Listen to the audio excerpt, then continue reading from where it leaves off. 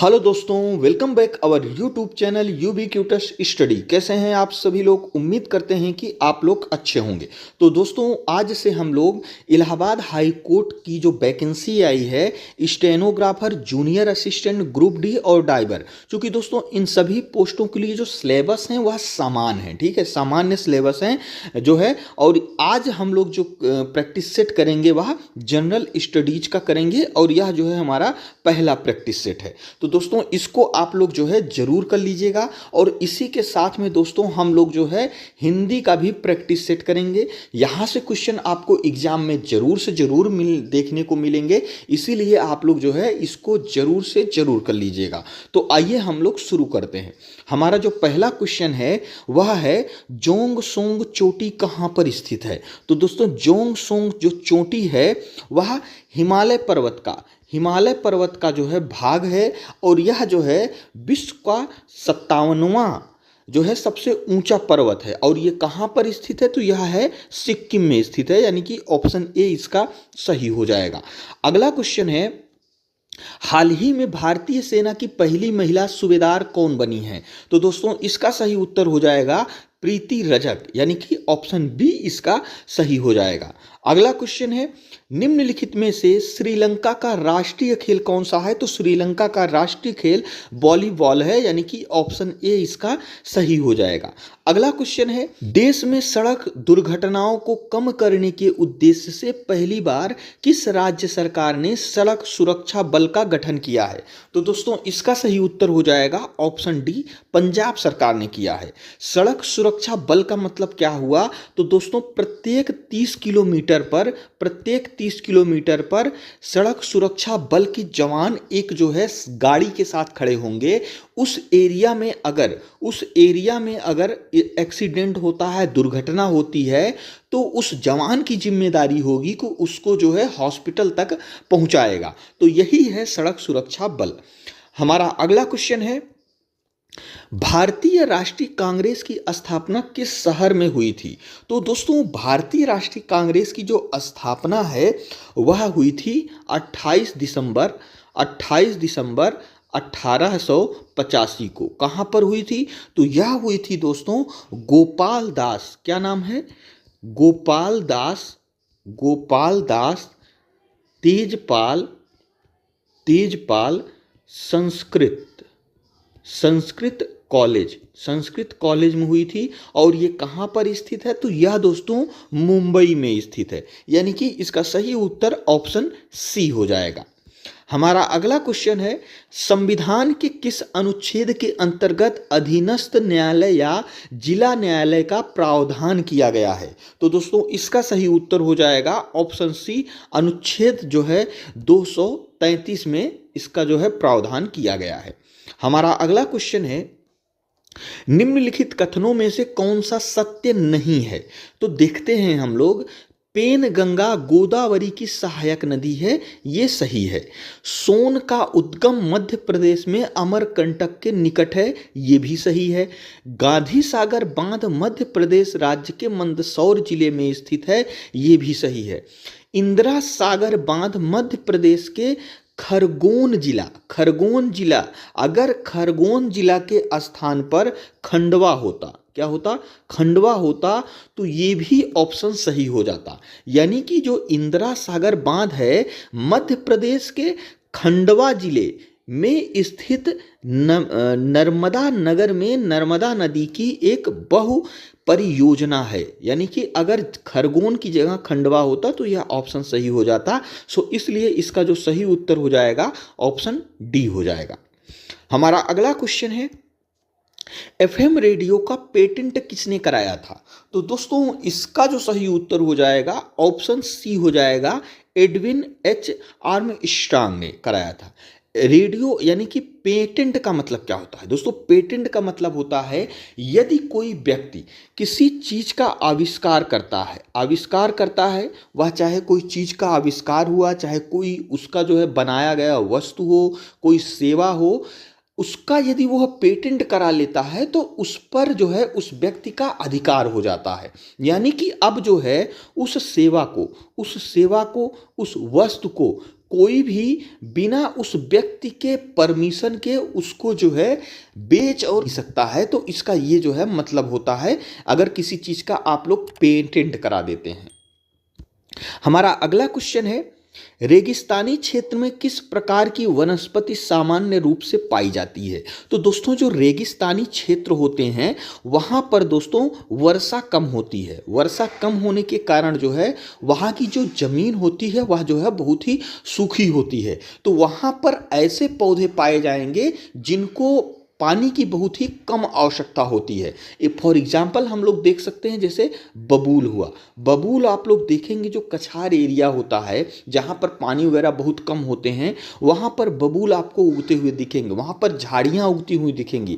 ऐसे वृक्ष वहाँ पर दिखेंगे जिनकी पत्तियाँ जो है जिनकी पत्तियाँ बहुत ही पतली पतली होती हैं, ठीक है, पतली पतली होती हैं। तो इसका जो सही उत्तर हो जाएगा ऑप्शन बी हो जाएगा, जहाँ वहाँ पर जो है झाड़ियाँ उगती हैं। हमारा अगला क्वेश्चन है, 69वें फिल्म फेयर अवार्ड्स में सर्वश्रेष्ठ निर्देशक का अवार्ड किसे मिला है? तो दोस्तों इसका सही उत्तर हो जाएगा ऑप्शन ए विधु विनोद चोपड़ा। और इनको किस लिए मिला है? तो इनको मिला है दोस्तों बारहवीं फेल जो मूवी आई थी, बारहवीं फेल जो मूवी आई थी उसके निर्देशन के लिए जो है इनको यह अवार्ड प्राप्त हुआ है। हमारा अगला क्वेश्चन है, भारतीय संसद द्वारा भगोड़ा आर्थिक अपराधी अधिनियम कब पारित किया गया? तो दोस्तों इसका जो सही उत्तर हो जाएगा ऑप्शन डी हो जाएगा, 2018 में पारित किया गया। भगोड़ा आर्थिक अपराधी अधिनियम क्या है? तो दोस्तों इस अधिनियम के अंतर्गत यह लागू किया गया कि यदि कोई भी व्यक्ति भारत से धन लेकर बाहर भागेगा, यानी जो लोन वगैरह लिए रहते हैं उसको चुकाते नहीं हैं, उसको चुकाने के डर से भारत छोड़कर भाग जाते हैं, तो उसके जो है इस अधिनियम के द्वारा उन लोगों पर लगाम लगाने के लिए या फिर उनकी जो प्रॉपर्टी है उसको जब्त करने के लिए बहुत सारे जो है नियम इसमें जो है बनाए गए हैं। हमारा अगला क्वेश्चन है, बैंकिंग शब्दावली में SLR शब्द का अर्थ है? तो दोस्तों इसका सही उत्तर हो जाएगा स्टैट्यूटरी लिक्विडिटी रेशियो। ये क्या होता है दोस्तों?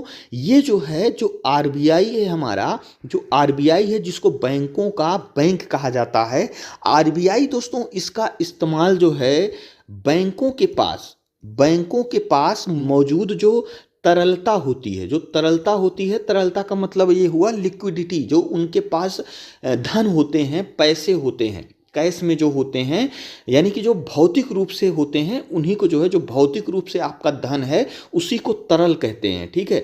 जैसे हमारा मकान हुआ, ये तरलता में नहीं आएगा, ये लिक्विडिटी में नहीं आएगा, ठीक है।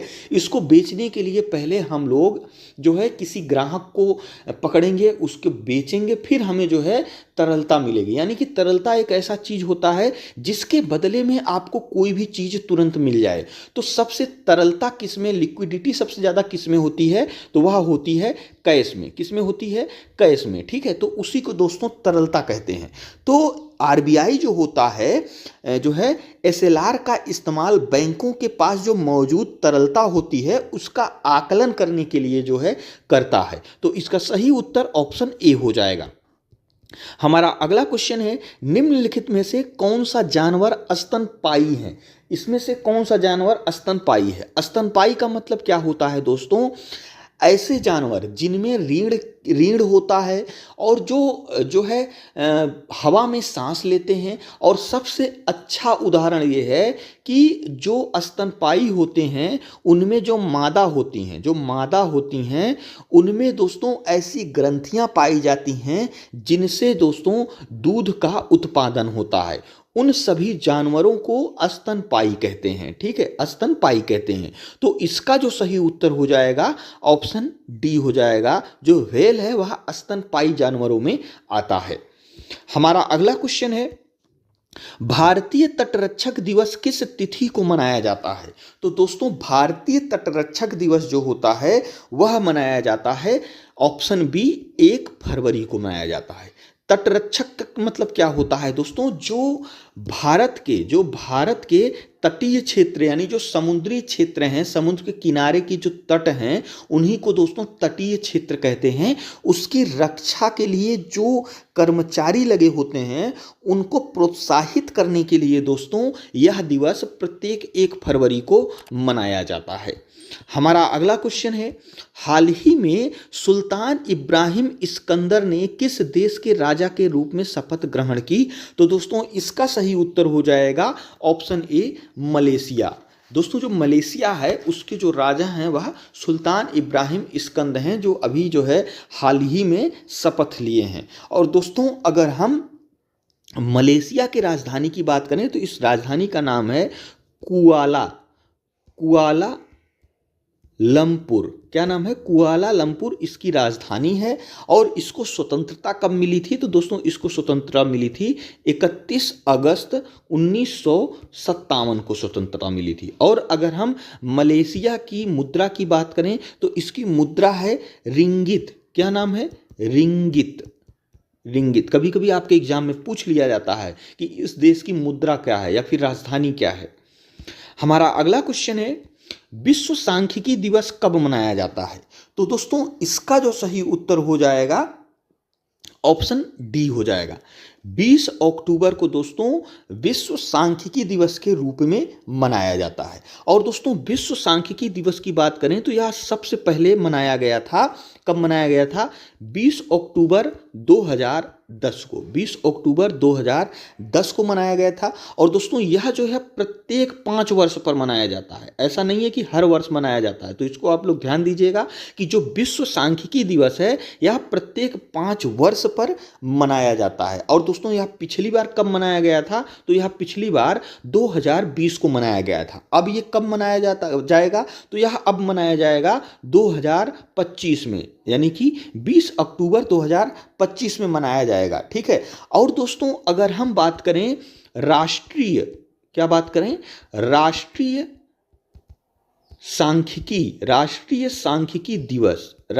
सांख्यिकी दिवस कब मनाया जाता है? तो दोस्तों राष्ट्रीय सांख्यिकी दिवस मनाया जाता है प्रत्येक 29 जून को मनाया जाता है। और दोस्तों यह मनाया जाता है प्रोफेसर पीसी महालनोबिस के जयंती के उपलक्ष्य में यह भारत में मनाया जाता है 29 जून को। तो इसको आप लोग याद रखिएगा। अगला क्वेश्चन है, ऋग्वेद को कितने मंडलों या पुस्तकों में विभाजित किया गया है? तो दोस्तों ऋग्वेद क्या है? ऋग्वेद को दोस्तों 10 मंडलों या पुस्तकों में विभाजित किया गया था। हमारा अगला क्वेश्चन है, ग्रेट मैन मेड रिवर किस देश में स्थित है? तो दोस्तों ग्रेट मैन मेड रिवर यह स्थित है कहां पर? लीबिया में स्थित है, यानी कि ऑप्शन ए इसका सही हो जाएगा। और दोस्तों यह विश्व की सबसे बड़ी सिंचाई परियोजना है,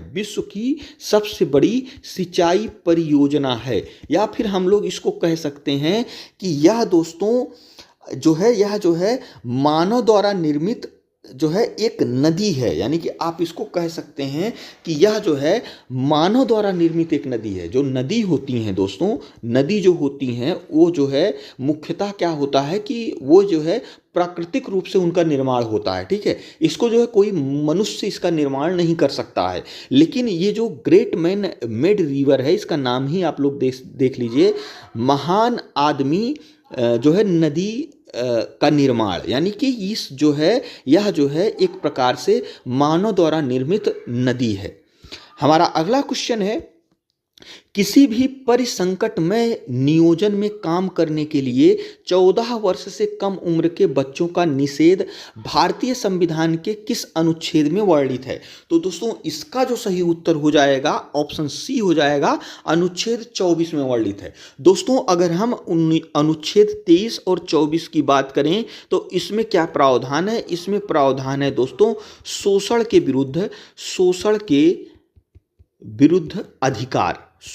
विरुद्ध अधिकार। ठीक है, 23-24 में, अनुच्छेद 23-24 में शोषण के विरुद्ध अधिकार का वर्णन किया गया है। इसमें दोस्तों अगर हम अनुच्छेद 23 की बात करें तो इसमें दोस्तों क्या है? बलात् श्रम। ठीक है, पहला है बलात् श्रम, फिर दूसरा है दोस्तों बेगारी। बेगारी। ठीक है, और तीसरा क्या है? तीसरा है मानव व्यापार। क्या है? मानव व्यापार। अब हम लोग इसका मतलब समझ लेते हैं। बलात् श्रम का मतलब यह होता है दोस्तों, किसी से यदि आप जबरदस्ती काम करवा रहे हैं, ठीक है, किसी से यदि आप जबरदस्ती काम करवा रहे हैं तो वह बलात् श्रम में आएगा। बेगारी, बेगारी का मतलब क्या होता है दोस्तों? यदि आप किसी से काम करवा रहे हैं लेकिन उसके बदले उसको कुछ जो है मजदूरी उसको नहीं दे रहे हैं, पैसा नहीं दे रहे हैं, फ्री में काम करवा रहे हैं, तो उसको दोस्तों बोलते हैं बेगारी। और तीसरा है मानव व्यापार, यानी कि इस अनुच्छेद के अंदर दोस्तों मानव व्यापार पर प्रतिबंध है, यानी कि आप मानव की बिक्री खरीद नहीं कर सकते, उसको ना बेच सकते हैं ना खरीद सकते हैं। यह किसी भी मनुष्य के मूल अधिकारों का उल्लंघन होगा। ठीक है, यह जो है प्रावधान किया गया है अनुच्छेद 23 में। और अगर हम 24 की बात करें, अनुच्छेद 24 की बात करें तो इसमें दोस्तों प्रावधान किया गया है कि किसी भी खतरनाक कारखाने में 14 वर्ष से कम उम्र के बच्चे को आप लोग किसी खतरनाक कारखाने में जो है नहीं लगा सकते हैं, यानी कि उससे आप लोग काम नहीं ले सकते हैं। तो इसका जो है मतलब यही हुआ, यदि आप ऐसा करते हैं तो आप जो है उसके मूल अधिकारों का उल्लंघन कर रहे हैं। तो इसको जो है आप लोग याद रखिएगा। तो इसका सही उत्तर ऑप्शन सी हो जाएगा। हमारा अगला क्वेश्चन है, हरित क्रांति निम्नलिखित में से किस राष्ट्र में पहले शुरू की गई थी?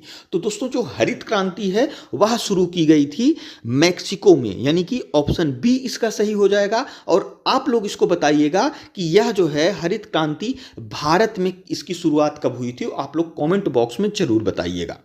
हमारा अगला क्वेश्चन है, लोसोंग निम्नलिखित में से किस भारतीय राज्य का त्योहार है? तो दोस्तों इसका सही उत्तर हो जाएगा ऑप्शन सी। दोस्तों यह लोसोंग जो है यह सिक्किम का त्योहार है, और दोस्तों यह जो है अक्टूबर में मनाया जाता है। हमारा अगला क्वेश्चन है, धूपगढ़ चोटी भारत के किस राज्य में स्थित है? तो दोस्तों जो धूपगढ़ चोटी है यह भारत के मध्य प्रदेश राज्य में स्थित है, यानी कि ऑप्शन बी इसका सही हो जाएगा।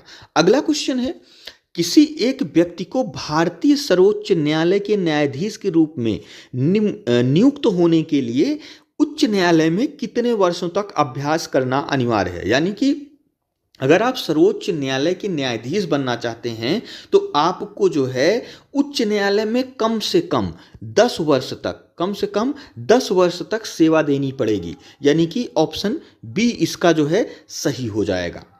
हमारा अगला क्वेश्चन है, निम्नलिखित में से पल्लव राजवंश की राजधानी कौन सी थी? तो दोस्तों पल्लव वंश की जो राजधानी थी वह थी कांचीपुरम, यानी कि ऑप्शन सी इसका सही हो जाएगा। अगला क्वेश्चन है, ऐतिहासिक फव्वारा गुलजार हौज निम्नलिखित में से किस भारतीय शहर में स्थित है? तो दोस्तों गुलजार हौज जो है यह स्थित है हैदराबाद में, यानी कि ऑप्शन सी इसका सही हो जाएगा। तो दोस्तों यह हमारा जनरल स्टडी का यानी कि सामान्य अध्ययन का महत्वपूर्ण 25 क्वेश्चन था, जो हमारे आने वाले इलाहाबाद हाई कोर्ट का जो एग्जाम होने वाला है स्टेनोग्राफर, जूनियर असिस्टेंट, ड्राइवर और ग्रुप डी का, उसके लिए दोस्तों बहुत ही महत्वपूर्ण है, इसलिए इसको आप लोग दोस्तों जरूर कर लीजिएगा। और यदि आप लोगों को इसका पीडीएफ चाहिए तो हमारे जो है टेलीग्राम चैनल से जुड़ जाइए। डिस्क्रिप्शन बॉक्स में टेलीग्राम चैनल का लिंक दिया गया है, वहां से आप टेलीग्राम ज्वाइन कर सकते हैं, वहां से आपको इसका पीडीएफ मिल जाएगा। और दोस्तों इसी के साथ साथ जो है अब हम लोग हिंदी का भी प्रैक्टिस करेंगे। हिंदी भी आपके लिए बहुत ही इंपॉर्टेंट है। यदि आप लोग जीएस और हिंदी यहां से कर लेते हैं तो आप लोग मान के चलिए जीएस आपका दोस्तों यहां से 15 क्वेश्चन कम से कम फंसेगा, और अगर आप लोग हिंदी का सही से प्रैक्टिस कर लेंगे तो आपका 20+ क्वेश्चन यहां से फंस जाएगा। तो इसको आप लोग दोस्तों जरूर कर लीजिएगा। तो दोस्तों यदि वीडियो आप लोगों को अच्छा लगा हो तो हमारे चैनल को जरूर सब्सक्राइब करिएगा। और दोस्तों वीडियो देखने के लिए आपका बहुत बहुत धन्यवाद।